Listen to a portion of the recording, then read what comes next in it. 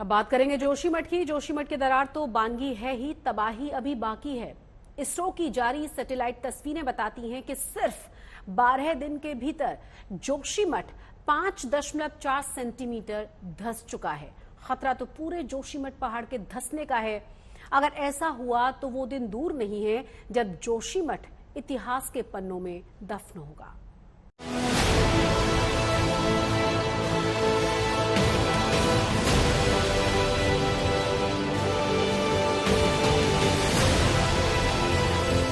जमीन का फटना,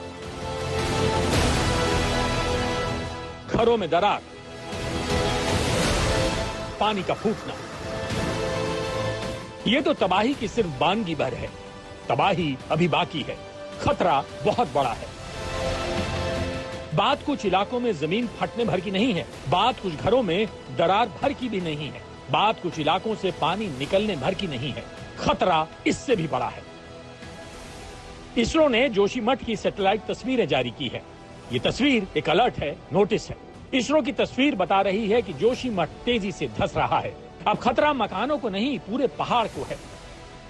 सिर्फ 12 दिन में जोशीमठ 5.4 सेंटीमीटर धंस चुका है। इसरो के मुताबिक ये धंसान 27 दिसंबर से 8 जनवरी के बीच ही दर्ज किया गया है। इसरो की सैटेलाइट तस्वीर में जो पीली रेखा दिख रही है, उसी के अंदर जोशीमठ का इलाका है और ये फॉल्ट लाइन के साथ तेजी से धंसता जा रहा है। मतलब जोशीमठ कभी भी इतिहास की बात हो सकता है। कभी भी ये शहर पूरी तरह से खत्म हो सकता है, पूरी तरह से तबाह हो सकता है। तो आप देखिए कि कैसे हर बीतते दिन के साथ जोशीमठ में नुकसान बढ़ता जा रहा है, यहाँ के लोगों का नुकसान बढ़ता जा रहा है। पहले 3 तारीख को 4 तारीख को जब तस्वीरें आई थी उसमें इस मंदिर को झुकता हुआ हमने देखा था। 6-7 तारीख को ये मंदिर नीचे गिर गया था और अब ये पूरी तरह से तबाह हो चुका है। जोशीमठ काफी वक्त से धंस रहा है। पिछले साल इसकी रफ्तार कम थी। इसरो के मुताबिक पिछले साल अप्रैल से नवंबर तक करीब 7 महीने में जोशीमठ 9 सेंटीमीटर धंसा, लेकिन 27 दिसंबर से 8 जनवरी के बीच ये धंसान 5.4 सेंटीमीटर आंकी गई।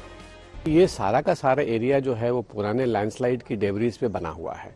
तो इसकी जितने यहाँ पे डेवलपमेंट हुए हैं वो सब एक तो अनप्लान्ड है और दूसरी बहुत ही वीक फाउंडेशन पे बने हुए हैं, जिसकी वजह से ये सारी घटना जो है अचानक नहीं हो रही है। इसकी शुरुआत तो बहुत पहले ही हो चुकी थी, लेकिन अभी इस आज की तारीख में बहुत लार्ज स्केल पे इस तरह से जो मकानों में दरार आने का जो घटनाएं दिख रही हैं वो बहुत लार्ज स्केल पे अचानक हुआ है, लेकिन इसकी शुरुआत जो है वो काफी पहले से हो चुकी थी। मिश्रा समिति के सुझाव के बावजूद भी इतने बड़े स्टेब्लिशमेंट यहाँ बढ़ा दिए गए। इसके ऊपर औली है, वो नया पर्यटन और साहसिक पर्यटन का हुआ है, उसकी वजह से भी ऊपर ढाल में बहुत छेड़छाड़ हुआ। और इसके अतिरिक्त जोशीमठ के चारों तरफ जो हाइड्रो पावर प्रोजेक्ट्स और के नाम पे जो development so called developmental activity जो शुरू की गई, कहीं ना कहीं उनका भी रोल होगा। ये कहना है कि कितना ये प्राकृतिक है और कितना ये मानव जनित है, थोड़ा सा इसको डिकपल नहीं कर सकते, अलग अलग नहीं कर सकते, लेकिन ये जरूर है कि मानव जनित क्रियाकलाप ने इसमें बहुत बड़ी भूमिका निभाई है। उधर एनटीपीसी परियोजना के खिलाफ यहाँ के लोग गुस्से में हैं। वहीं प्रशासन अब 2 बड़े होटलों को गिराने की तैयारी कर रहा है। जोशीमठ में लगातार जो एजेंसियां काम कर रही थी, उन्होंने अब मलारी होटल की जो है वो छत लगभग हटा दी है। तो अब देखिए जो कल तक कवर थे सारा सामान हटा, और चूंकि चरणबद्ध तरीके से सबसे पहले ऊपर से एक हिस्सा डिसमेंटल किया जाएगा। और इस बीच सिर्फ मलारी के बगल में आप देखिए माउंट व्यू होटल जो एक दूसरे से सटा हुआ, उसकी छत पर भी मजदूर पहुंच चुके हैं, जीआरएफ के कर्मचारी पहुंच चुके हैं।